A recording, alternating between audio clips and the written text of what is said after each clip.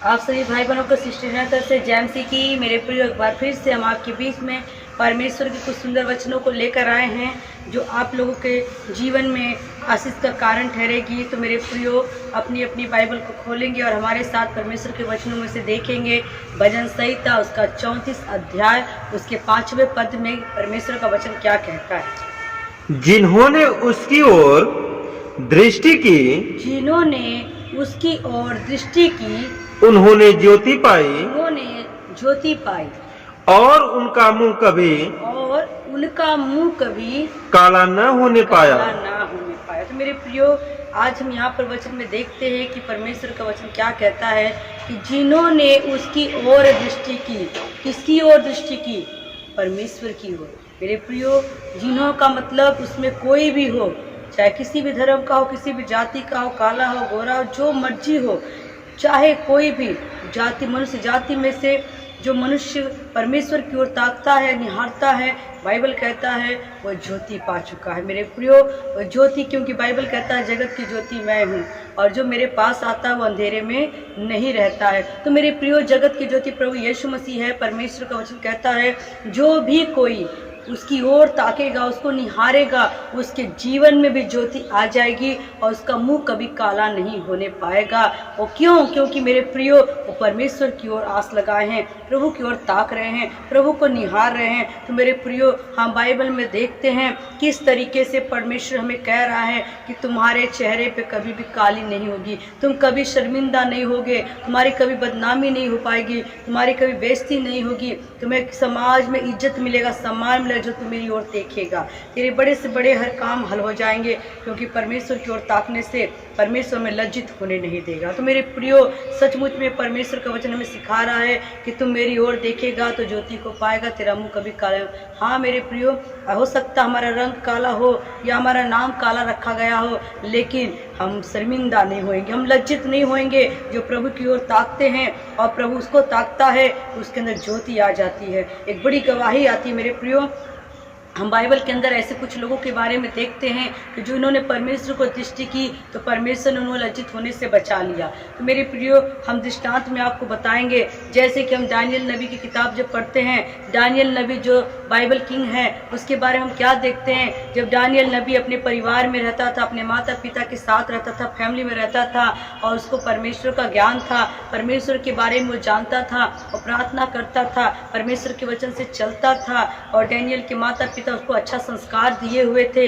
लेकिन एक रोज क्या हुआ, उस देश का जो राजा था, और राजा ने क्या किया, अपने मंत्रियों को भेजा कि जाओ नौजवान जो नवयुवक लोग हैं उन्हें तो मेरे महल में लेकर आओ, ताकि उन्हें हमारे महल की बोली भाषा सिखाई जाए, रहन सहन, उनको कल्चर सिखाया जाए, उनको खान पान सिखाया जाए, ताकि इनमें से अगर कोई बुद्धिमान या कोई पढ़ा लिखा या कोई ज़्यादा जो इस योग होगा, तंदुरुस्त होगा, उनको मैं अपनी महल में काम करने के लिए रख लूँगा। तो मेरे प्रियो, महल में चुनने के लिए उनको आदेश दिया गया। तो जब मंत्री लोग गए और जब डैनियल के घर पे गए, डैनियल के माता पिता के पास गए और डायरेक्ट उन्हें जाकर बोला कि हमें आपके बेटे को लेकर जाना है, क्योंकि राजा का हुक्म है, क्योंकि राजा के महल में इन्हें लेकर जाया जाएगा और इन्हें वहाँ की बोली भाषा सिखाई जाएगी और उनके अनुसार रहना सिखाओगे, बोली भाषा उनके कल्चर में उनको ढालना पड़ेगा। जब ये ढल जाएंगे तो राजा अपनी मन मर्जी के मुताबिक उनको काम सौंपेगा।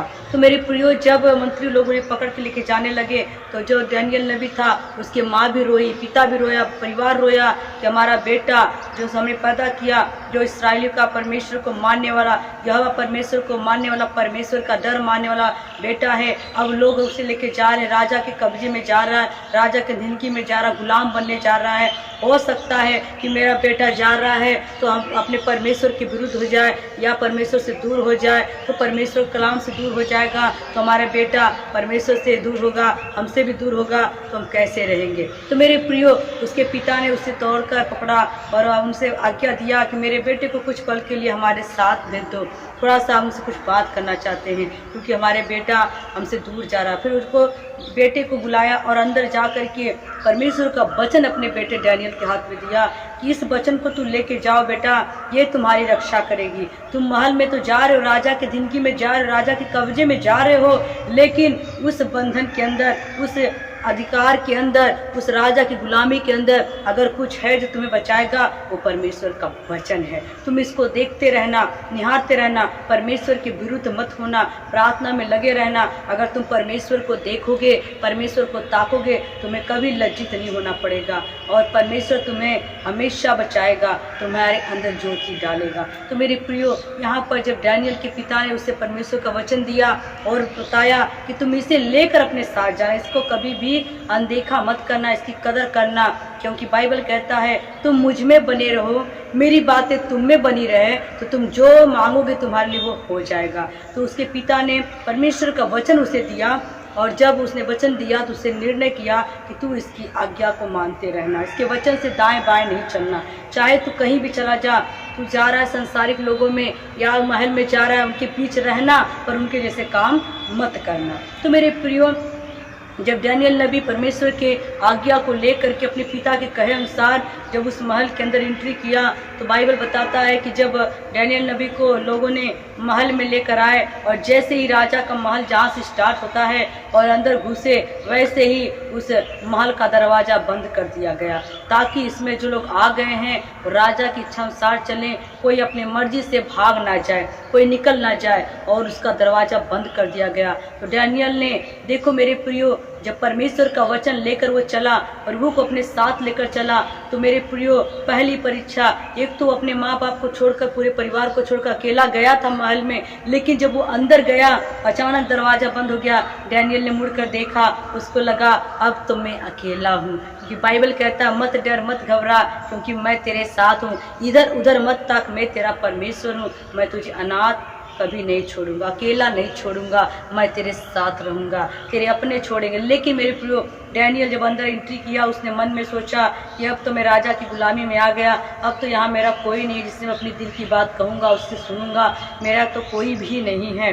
जैसे ही मन में सोचा, वैसे ही कुछ पल के बाद पिता ने एक परमेश्वर के वचन में लिखा है कि जैसा तुम सोचोगे तुम्हारे लिए वैसा होगा। वो अपने आप को अकेला समझ रहा था, अपने आप को सोचता था कि मेरे साथ अब कोई नहीं है। उसी समय 3 जवान और वहाँ पर आ गए, हालेलुया। तो मेरे प्रियो, 3 जवान वहाँ पर आ गए, जिसका नाम सदरक, मेशक और अबेदनगो है। मेरे पिता के वचन में लिखा, मेरे भाई बहनों, किस तरीके से वो गया तो अकेले था, लेकिन साथ में प्रभु का वचन, पिता के जो वचन के अनुसार पिता, पुत्र और पवित्र आत्मा, सदरक, मेशक और अबेदनगो, तीनों उनके जो दोस्त थे, मित्र थे, परम मित्र थे, वो वहाँ पर आ गए। तो मेरे प्रियो, वो परम मित्र के रूप में परमेश्वर आप वहाँ पर आ गया, जो उसका संगी साथी बन गया। और जब पहला चमत्कार वहाँ पर हुआ, उसने मुड़ कर देखा कि सदरक, मेशक, अबेदनगो वहाँ पर आ गए हैं, और उसके बाद उसके दिल में तसल्ली लिया। उसके दोस्तों ने कहा, तुमने क्या सोचा कि हम तुम्हें अकेला छोड़ देंगे? हम तुम्हें अकेला नहीं छोड़, हम तुम्हारे साथ हैं, हम तुम्हारा साथ देंगे, हमेशा साथ रहेंगे, दुख को भी मिलकर बांटेंगे, सुख को भी मिलकर बांटेंगे, क्योंकि ये सब क्यों हुआ? परमेश्वर की ओर ताकने के लिए हुआ। जब उसने परमेश्वर को ताका, परमेश्वर ने उसके लिए रास्ता खोल दिया। तो मेरे प्रियो, अंदर जब चले गए लोग, अंदर जाने के बाद राजा ने उन लोगों के लिए भोजन ठहराया था, कि जो भोजन उन्होंने ठहराया था, राजा ने उन्हें वो खाना था, चिकने भोजन, जो अलग तरीके का भोजन था, जो हम मसीहों को खाना नहीं था। तो उस समय जब वो महल में खाने का इंतजाम किया गया, तो वहाँ के जो मंत्री थे, जो भोजन का प्रधान था, उसने कहा, देखो यहाँ पर तुम सब आ तो गए हो, लेकिन तुम्हें वही भोजन करना पड़ेगा जो भोजन राजा ने ठहराया है। तुम्हें उस भोजन को खाना है और अपने आप को तंदुरुस्त बनाना है, क्योंकि राजा का आज्ञा है कि तुम तंदुरुस्त बनो और तुम्हारे शरीर में बल हो, ताकि आने वाले समय में राजा आपको चयन करे कि कौन सा किस ड्यूटी करने की योग्य है। तो मेरे प्रियो, समझ लो, एक ये परीक्षा थी। जैसे आज के लोग आर्मी में भर्ती होते, फौज में भर्ती होते हैं, उस समय एक वही फौज के समान था और राजा के जिंदगी में गया। मेरे प्रियो, जब वहाँ पर वो पहुँचा, उसके बाद जब भोजन की बात आई, तो सदरक, मेशक, अबेदनगो ने कहा कि देखो हम इसका भोजन नहीं करेंगे। डैनियल ने कहा, हम भी इसका भोजन राजा का दिया हुआ नहीं करेंगे, बताओ हम क्या करें? तो उसके बाद वहाँ पर चर्चाएँ हुई, बातें हुई, और उन्होंने कहा हम तो डायरेक्ट मना कर देंगे कि हम इसका भोजन नहीं खाएंगे। वहाँ पर भी वो डरे नहीं। मेरे प्रियो, एक बात देखो, पहला चमत्कार तो यहाँ पर हुआ कि जब डैनियल अंदर गया तो अकेला गया, लेकिन जब पीछे मुड़ कर देखा और मन में सोचा कि अब मेरा कोई साथी नहीं है, अब मेरे साथ तो सिर्फ प्रभु है, प्रभु का वचन है, उसी टाइम 3 दोस्त उसको मिल गए और शत्रक में से। अब दूसरी जो यहाँ पर उसने परीक्षा में पास हुआ, जब उसने मन में ठाना चाहे मैं भूखा मर जाऊंगा लेकिन राजा का दिया हुआ अशुद्ध भोजन में नहीं खाऊंगा, क्योंकि उसके भोजन के साथ दाखरस भी था, शराब पीना था और जितने मीठ मच्छियाँ थे जो उसके वचन के अनुसार था, जो नहीं सही था, उचित नहीं था, वो क्योंकि चढ़ाया गया भोजन था। तो मेरे प्रियो, इसलिए उसने कहा मैं भूखा रहना पसंद करूंगा। और जब उसने ऐसा किया तो जो वहाँ का नियम लागू किया गया था भोजन के लिए, लेकिन वहाँ का जब भोजन का मंत्री आया उसने डायरेक्ट बोल दिया कि हम राजा के दिए हुए भोजन को नहीं करेंगे, उसके अलावा तो हमें कोई भी भोजन देगा हम खा लेंगे। उसने कहा नहीं, ये राजा की आज्ञा है, मैं परमेश्वर से नहीं डरता, मैं तो राजा से डरता हूँ, मुझे इसका आज्ञा पालन करना। लेकिन इन तीनों चारों जवानों ने कहा कि तू परमेश्वर से नहीं डरता, राजा से डरता, पर हम राजा से नहीं डरते, हम परमेश्वर से डरते हैं। तो मेरे प्रियो, उसने साफ कह दिया हम इस राजा से नहीं डरते हैं, हम तो राजाओं के राजा से डरते हैं। उसी समय राजा का जो मंत्री था, भोज का प्रधान था, उसने कहा ठीक है, पता है तुम कौन सा भोजन करोगे? उन्होंने कहा मैं साग पात ही देना। तो उसके बाद तो 10 दिन के बाद हमारी सूरत को देखना, एक भी मुरझाया हुआ तुम्हें नजर नहीं आएगा, जो लोग राजा का भोजन कर उनको भी मिलाना और हमको भी देखना। तो मेरे प्रियो, उन्होंने कहा ठीक है। तो उसके बाद 10 दिन तक उन्हें साग और पात दिया गया और उसके बाद जब उन्हें देखा गया तो जो लोग राजा का भोजन खा रहे थे उनमें और जो साग पात खा रहे उन चारों में कोई भी कमी नहीं रहेगी। चारों के चेहरे पर लाली चमक रही थी, उनके चेहरे पर कोई झुर्री नहीं, कोई उदासी नहीं, वो खिलखिला रहे थे। चारों जवान, उनके चेहरों पर एक परमेश्वर की उपमा थी, एक लाली चमक रही थी। और जब वहाँ का भोज का प्रधान देखा उसने भी प्रभु की तारीफ की, बड़ाई की, सचमुच तेरे परमेश्वर में समर्थ है। मेरे प्रियो, कहने का मतलब वहाँ पर भी परमेश्वर ने उसके मुंह को काला होने नहीं दिया। अगर वो परमेश्वर की ओर नहीं ताकता, राजा का डर मान करके उस भोजन को खाता, शराब को पीता, तो शायद वो लज्जित हो जाता, शर्मिंदा होता, राजा उसे मार के भगा देता, उसकी कदर नहीं होती। वहाँ के लोगों में कहता कि कैसा बंदा आ गया है, कदर नहीं होती। लेकिन मेरे प्रियो, उसने उस समय परमेश्वर का भय माना तो परमेश्वर ने उसके चेहरे पर एक लाली दी, एक तेज दिया, एक दिमाग दिया, बुद्धि ज्ञान दिया, उसको परिपूर्ण कर दिया। तो मेरे प्रियो, दूसरी उसकी परीक्षा थी और तीसरी परीक्षा जब उसकी हुई, राजा ने जब देखा ये अच्छा है, सुंदर है, तो उसको अपने अधिपति के रूप में जब रख लिया तो बहुत सारे लोगों को पसंद नहीं आया कि अरे ये तो डैनियल एक इस्राएली कौम का जो एक व्यक्ति आकर के इस राजमहल में आकर के किस तरीके से इतना बड़ा पद पा गया। तो इसके खिलाफत में लोगों ने चुगलियाँ की। तो मेरे प्रियो, कहने का मतलब मुश्किलें तो उसके ऊपर बढ़ती जा रही थी, आ रही है, लेकिन जब वो परमेश्वर को निहार रहे हैं तो मुश्किलों का सामना होता जा रहा है, वो लज्जित नहीं हुआ। और जब तीसरी परीक्षा उसके ऊपर आई तो जो वहाँ पर डैनियल की खिलाफत में लोगों ने चुगलियाँ की राजा के सामने जा कर के कि राजा, ये डैनियल जो है वो तेरी प्रार्थना उपासना नहीं करता है, वो तो अपने जीवित परमेश्वर की प्रार्थना करता है, वो 3 टाइम प्रार्थना करता है। तू ऐसा कोई नियम लागू कर कि कोई भी ऐसा व्यक्ति जो तुझे छोड़ किसी और ईश्वर से प्रार्थना ना करे। लेकिन राजा ने आदेश तो दिया, लेकिन डैनियल फिर भी 3 टाइम प्रार्थना करता था। वो भी ऊपर जा करके छत पे अपनी कोठरी में जा करके दरवाजे खोल करके राजा की महल की तरफ का खिड़की खोल देता था और प्रार्थना करता था। उसको भय नहीं था किसी का, क्योंकि वो परमेश्वर को ताकता था और परमेश्वर को देखने वाला व्यक्ति कभी उसका मुंह काला नहीं होएगा। तो मेरे प्रिय, जब देख रहा प्रार्थना करा तो लोगों ने चुगली खाई और राजा के पास संदेश भिजवाया कि राजा, सब ने तेरी आज्ञा मानी पर डैनियल ने नहीं मानी। राजा ने क्रोध में आकर के उन्होंने भी आदेश सुना दिया कि जाओ इस डैनियल को शेर की मांद में डाल दिया जाए, क्योंकि इसने मेरी आज्ञा को नहीं माना है। तो मेरे प्रियो, जब डैनियल के लिए खिलाफत में बात हुई, उसके लिए षड्यंत्र रचा गया कि उसे शेर की मांद में डाला जाए। तभी भी डैनियल को पता लग गया, मालूम हो गया कि राजा का आदेश आ गया, मुझे शेर की मांद में डाला जाए। तो डैनियल ने उस समय भी घबराया नहीं, फिक्र नहीं किया। क्यों? क्योंकि उसको विश्वास पूरा हो गया था, जिस परमेश्वर ने जब मैं अपने माँ बाप को छोड़ करके महल में आया तो मेरे लिए 3 मित्र को भेज दिया मेरा साथ देने के लिए, जिस परमेश्वर ने मुझे साग पात खिलाने के बाद भी मेरे चेहरे पर चमक दिया, उदास नहीं होने दिया, जिस परमेश्वर ने मुझे इस अधिकार पर पहुँचाया है, वो परमेश्वर मुझे शेर के मुँह से भी बचाने की ताकत रखेगा। हालेलुया। तो मेरे प्रियो, उस समय क्या हुआ? राजा से वो डरा नहीं, उसने कहा कोई बात नहीं है, क्योंकि मुझे अपने जीवित परमेश्वर पर पर भरोसा है। राजा ने बुलाकर भी पूछा, डैनियल तू ऐसी गलती कर रहा है, उसे सुधर जा, अभी भी समय है कि मैं तुझे माफ़ कर दूंगा, तू अभी भी मेरे आगे सर झुका दे। डैनियल ने कहा, नहीं राजा, मैं तुझसे नहीं डरता, मैं तो राजाओं के राजा से डरता हूँ, अपने परमेश्वर से डरता हूँ। मैं उसको देखना नहीं छोड़ूंगा, उसको निहारना नहीं छोड़ूंगा, चाहे तो मुझे कोई भी सजा सुना दे, मैं अपने परमेश्वर से मुंह नहीं मोड़ूंगा। तो मेरे प्रियो, राजा भी क्या करे, क्योंकि एक राजा है, उसे अपनी प्रजा की सबकी फिक्र है। तो उस समय जब डैनियल के लिए जो प्लानिंग बनी कि शेर की मान में डाला जाए, और मेरे प्रियो शेर की मान में डैनियल को मेरे प्रियो फेंका गया, डाला गया, ताकि भूखे शेर उसे खा जाएं, उसे चबा जाएं। लेकिन जब वो डैनियल उस मान में डाला गया मेरे प्रियो, जो उसके ऊपर तीसरी परीक्षा थी, उस समय क्या हुआ, डैनियल को जब डाला गया, उस समय मेरे प्रियो बाइबल कहता है कि जो शेर था, पहले तो वो बहुत भूखा था, उसने सोचा आज तो मैं भरपेट खाऊंगा क्योंकि मेरे लिए अच्छा इंतजाम हुआ है। लेकिन उस समय मुंह फाड़े खड़ा था, दहाड़ रहा था। लेकिन डैनियल उस समय भी अपनी आंखों को बंद कर लिया, अपने हाथों को जोड़ा और अपने प्रभु को ताकना शुरू कर दिया, अपने परमेश्वर को याद करना शुरू कर दिया, उसको निहारना शुरू कर दिया कि प्रभु, क्योंकि उसने उसमें शेर को नहीं देखा अपने सामने, उसने जब आंख बंद किया तो अपने सामने प्रभु को देख रहा कि मेरे सामने प्रभु खड़ा है और शेर नहीं, शेर के अंदर भी प्रभु आ जाएगा। हालेलुया।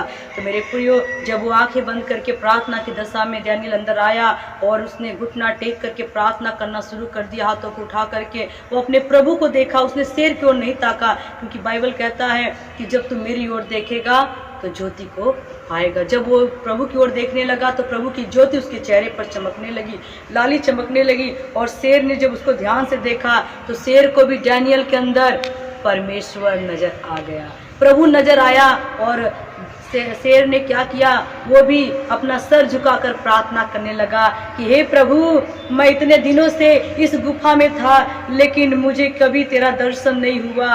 हे प्रभु, आज तूने मुझे दर्शन दे दिया है, आज का दिन मैं उपवास रखूंगा क्योंकि आज तू मुझे मिल गया है।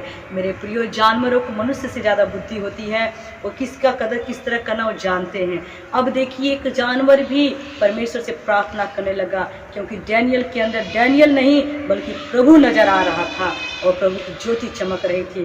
शेर ने उसे छुआ तक नहीं, सूंघा भी नहीं, साइड में जाकर प्रार्थना करने लगा। तो मेरे प्रियो, फिर राजा घबरा गया, बेचैन था, और जब उसने डैनियल को जाकर के गुफा के पास आवाज लगाया कि डैनियल, क्या तेरे जीवित परमेश्वर ने तुझको बचाया है, क्या तू सलामत है? डैनियल ने कहा, हे राजा, तू चिरजीवी रहे, तू हमेशा अमर रहे। हे राजा, मेरे परमेश्वर ने, जिंदा खुदा ने मुझे बचा लिया है, शेर का मुंह उसने बंद कर दिया है। राजा भी हैरान हो गया, सचमुच तेरे परमेश्वर के अंदर सामर्थ है। मेरे प्रियो, उसे बाहर निकाला और जिन लोगों ने उसके विरुद्ध में चुगली खाई थी और उनको उस गड्ढे में डाला, उस माद में डाला, बाइबल कहता है कि जब तक वो जा ही रहे थे कि शेर ने झपट करके उन्हें फाड़ खाया, उनकी हड्डी का भी पता नहीं लगा। तो मेरे प्रियो, हम देख रहे हैं यहाँ पर कि डैनियल के जीवन में एक अद्भुत काम हो रहा है। डैनियल परीक्षाओं से निकलता जा रहा है, निकलता जा रहा है। क्यों? क्योंकि किसी का डर नहीं, सिर्फ अपने प्रभु का डर रखता था। इसी तरीके से जो 3 जवान सद्रक, मेशक, अबेदनगो उसके साथ उस महल में गए हुए थे, राजा की गुलामी में गए हुए थे, वो भी प्रार्थना करने वाले थे, प्रभु को निहारने वाले थे। और जब उनके ऊपर परीक्षा आई मेरे प्रियो, सद्रक, मेशक, अबेदनगो को आज्ञा दिया गया कि जो राजा की मूर्ति को सजदा नहीं करेगा उसे धधकती हुई आग की भट्टी में डाला जाएगा। और उस समय क्या हुआ कि लोगों ने आज्ञा दे दिया, यहाँ तक कि राजा ने मुहर भी मार दी, अपनी अंगूठी की छाप भी दे दी, नहीं ऐसा होना चाहिए, क्योंकि जो मेरी मूर्ति को सजदा नहीं करेगा। अर्थात उस समय एक पर्व मनाया जाता था कि जैसे उस राजा का उस दिन ज़्यादा, जैसे आज के लोग क्या करते हैं, बहुत सारे प्रधानमंत्रियों का बर्थडे मनाते हैं, बहुत सारे लोग जन्मदिन मनाते हैं, कोई मरण दिन मनाते हैं, साल का एक त्यौहार होता है तो वो जो अच्छा काम, नेक काम किया रहता है उसका लोग बर्थडे मनाते हैं। जैसे आज भी हमारे इंडिया में मनाया जाता है, बहुत सारे जो वीर हो गए हैं, शहीद हो गए, उनके बर्थडे को मनाया जाता है। उस समय भी एक इस तरीके का नियम था। तो उस समय राजाओं के लोग पूजा करते थे, राजाओं के लोग आराधना प्रार्थना करते थे, क्योंकि उस समय राजाओं के जो अधीन की रहते, गुलामी रहते, उनको ईश्वर मानते थे। उस समय जब एक लागू किया गया कि राजा की मूर्ति को सजदा करना है, तो उस समय जो तीनों जवान थे उन्होंने कहा, नहीं, चाहे कुछ भी हो जाए हम राजा की मूर्ति को सजदा नहीं करेंगे। क्यों? क्योंकि आखिर है तो एक मनुष्य ही है, एक मनुष्य है, इसके पास धन दौलत वैभव है, लेकिन ये ईश्वर नहीं है। आज बहुत सारे मेरे भाई बहन लोग क्या करते हैं, मनुष्यों को देवता बना बैठे हैं। नहीं मेरे भाई बहनों, जो अच्छा काम करता है, नेक काम करता है, वो शहीद हो सकता है, वो अच्छे काम कर रहा है, वो आदर के योग हो सकता है, लेकिन ईश्वर नहीं बन सकता है। ईश्वर का स्वरूप मनुष्य है, लेकिन ईश्वर के जैसा काम नहीं कर पाएगा। तो मेरे प्रियो, उस समय जब राजा के झुकने की बारी आई तो तीनों जवान ने आदेश दिया कि हम नहीं करेंगे। वो तीनों प्रार्थना करते थे। उस समय भी चुगलखोरों ने जाकर राजा को भर दिया कि तेरे देश में, तेरे नगर में, तेरे महल में 3 ऐसे लोग हैं जो प्रार्थना करते हैं लेकिन तेरी मूर्ति का सजदा नहीं करते। तो ऐसा करके इस भट्टी को और धधका दे। मेरे प्रियो, 7 गुना भट्टे को राजा ने आज्ञा दी, और धधकाओ, ताकि क्या पता ये भट्टे की आग देखकर डर जाएंगे। लेकिन मेरे प्रियो, जिसके अंदर खुद परमेश्वर की आग भरी हो, उसके सामने कितना भी धधकाई आग रख दी जाए वो कभी नहीं डरेंगे, क्योंकि उसके अंदर परमेश्वर का डर है। तो क्योंकि परमेश्वर एक ऐसी आग है जो अनंत काल की आग है, जिसमें लोग जलेंगे लेकिन कभी भी वो आग बुझेगी नहीं। उसे ज्ञान था। मेरे प्रियो, उनने कहा कोई बात नहीं, हम परमेश्वर के लिए धधकती हुई आग में जाएंगे, लेकिन राजा तेरे सामने सर नहीं झुकाएंगे।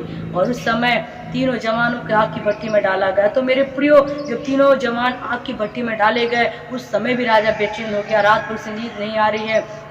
उसने दूरबीन मंगाकर, वो बेचैन है, रात भर सोया नहीं। और सुबह को जब उसने दूरबीन मंगाया और अपने महल से उस आग की भट्टी में झांका तो क्या देखा कि तीनों जवान उस आग की भट्टी में चल फिर रहे हैं। हालेलुया। और मेरे प्रियो, वो चल फिर रहे हैं और राजा हैरान हो गया। उसने क्या देखा कि 3 तो है ही है, साथ में चौथा कोई परमेश्वर के पुत्र के समान उसमें साथ साथ चल फिर रहे हैं।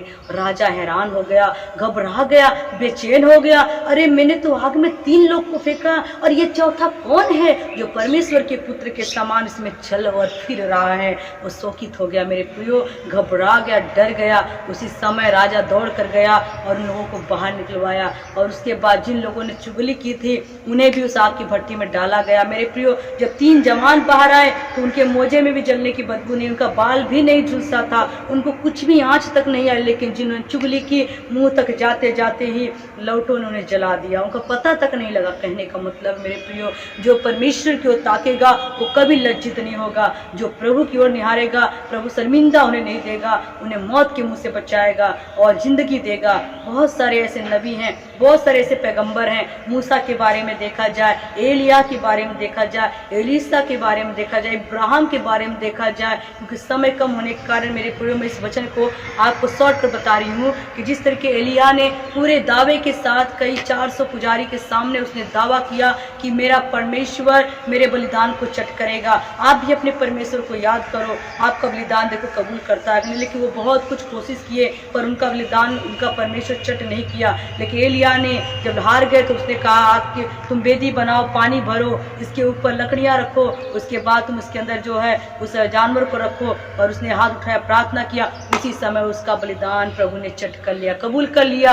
हे मेरे परमेश्वर के लोगों, मेरे प्रिय भाई बहनों, मैं आपसे कहती हूँ, आप अगर प्रभु की ओर ताकते हो, प्रभु भरोसा रखते हो, आप 100% विश्वास से जो बात कह दोगे वो पूरा होना ही होना है, कभी वो टलेगा नहीं। बाइबल कहता है आकाश टल जाएंगे, पृथ्वी टल जाएंगी, मेरा वचन कभी टलेगा नहीं। तो मेरे प्रियो, यीशु के पास आने से आपके जीवन में ज्योति आएगी, अंधकार चला जाएगा, आपका कभी लज्जित नहीं होगा, शर्मिंदा नहीं होगे, बेइज्जती प्रभु दूर कर देगा। तो मेरे प्रियो, इसलिए कहते हैं नजर हटी दुर्घटना घटी।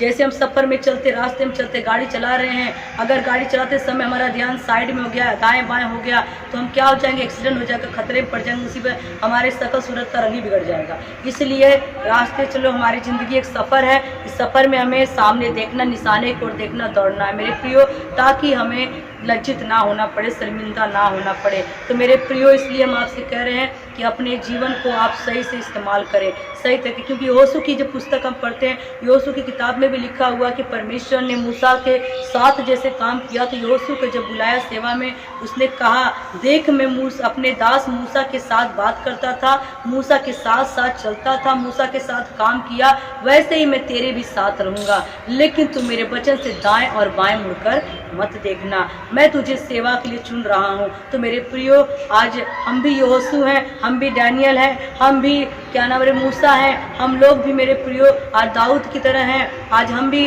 परमेश्वर के इब्राहिम के द्वारा जैसे इब्राहिम की संतान इब्राहिम के स्वरूप हैं। इब्राहिम ने विश्वास किया कि परमेश्वर मुझे आज नहीं तो कल बच्चा देगा देगा देगा, और वो प्रभु को निहारना नहीं छोड़ा, उसे बुढ़ापे में बच्चा हुआ। मेरे प्रिय, बहुत सारी गवाहियां हैं। नए नियम के अंदर जब देखा जाता है तो 12 साल के रोगन ने प्रभु को ताका, निहारा, और जैसे ही उसको छुआ वैसे उसकी बीमारी खत्म हो गई। बेतिमाई अंधे को देखा जाता है, वो सड़क के किनारे अंधकार ही अंधकार उसकी आंखों के सामने था। वो हमेशा रब के सिवाय मनुष्यों की ओर हाथ फैलाए रहता था कि कोई मुझे दे देगा दे देगा, आशा लगा था। लेकिन जिस दिन उसने परमेश्वर को पुकारा, उसे देखने के लिए कहा, प्रभु मैं तुझे देखना चाहता हूँ, मुझे और कुछ नहीं चाहिए, उसी दिन प्रभु ने उसकी आंख खोल दी। उसके सामने उजाला ही उजाला हो गया, उसका चेहरा उजाला हो गया, वो कालापन अंधकार शर्मिंदगी दूर हो गई। तो मेरे प्रियो, आज अगर आपकी जिंदगियों में, आपकी लाइफ में शर्मिंदगी है किसी प्रकार की, आप बहुत मेहनत करते हैं, परिश्रम करते हैं, लेकिन आप कर्ज से दबे हुए हैं, बीमारी से दबे हुए, चिंता से दबे हुए हैं, आपके कहना आपके बच्चे नहीं मानते हैं, अगर आपके परिवार में मेल मिलाप नहीं है, आप पति पत्नी में नहीं बनती है, तो मेरे प्रियो, आज हम आपसे कहते हैं कि इस वचन के द्वारा आपके घर में, परिवार में, बिजनेस में आशीष मिले। तो मैं कहती हूँ आप लोगों को कि मेरे प्रियो, प्रभु को निहारना, प्रभु को ताकना मत छोड़े, क्योंकि बाइबल कहता तुम मुझ में बने रहो, मेरी बातें तुम में बने, जो मांगोगे तुम्हारे लिए वो हो जाएगा। परमेश्वर को ताकना है, भरोसा रखना है, निहारना है। उसके अलावा अगर आप नजर इधर करोगे तो खतरे ही खतरे आपके सामने आएंगे। तो मेरे प्रियो, इस सुंदर वचनों के लिए मैं प्रभु का धन्यवाद करती हूँ। आइए आंखें बंद करेंगे, प्रार्थना में जाएंगे। जिंदा मेहरबान परमेश्वर प्रभु यीशु, मैं आपका धन्यवाद शुक्र तारीफ करते पिता, आसमानी बाप, तूने मुझे पिता परमेश्वर सामर्थ बख्शा, मेरे पिता की सुंदर कलाम को पिता आपके लोगों में शेयर करूं मेरे पिता परमेश्वर। ये सुंदर वचन प्रभु जो लोग ऑनलाइन देख रहे हैं पिता, सुन रहे हैं मेरे पिता, उनके जीवन में पिता परमेश्वर काम करे मेरे पिता, 30 गुना 60 गुना 100 गुना बरकत आए मेरे पिता। जो लोग आज भी लज्जित हैं, शर्मिंदा है मेरे पिता, बहुत काम करते, मेहनत करते, लेकिन फिर भी कर्ज से दबे हुए पिता, कर्जदारी ने परेशान कर रहे मेरे पिता, बहुत सारे लोग बेडों पर रेस्ट कर रहे पिता, बहुत सारी बीमारी से झूल रहे मेरे पिता परमेश्वर। हे प्रभु, कुछ बीमारियां लोगों को ऐसी पकड़ी है जो किसी से बताई नहीं जाती मेरे पिता परमेश्वर, जो शर्मिंदगी में फंसे मेरे पिता। कुछ पत्नियां पिता परमेश्वर अपने पति को छोड़कर चली गई, कुछ पतियों ने पिता परमेश्वर अपनी पत्नी को छोड़ दिया है, कुछ लोग बहनें पिता परमेश्वर जो बांझ है पिता, जिनके पास बच्चे नहीं है, वो अपने मोहल्ले घर में लज्जित हो रही है पिता, बच्चे के कारण मेरे पिता परमेश्वर। कुछ बच्चे पिता पढ़ाई लिखाई तो कर रहे पर वो पास नहीं हो रहे पिता, उससे हो रहे पिता।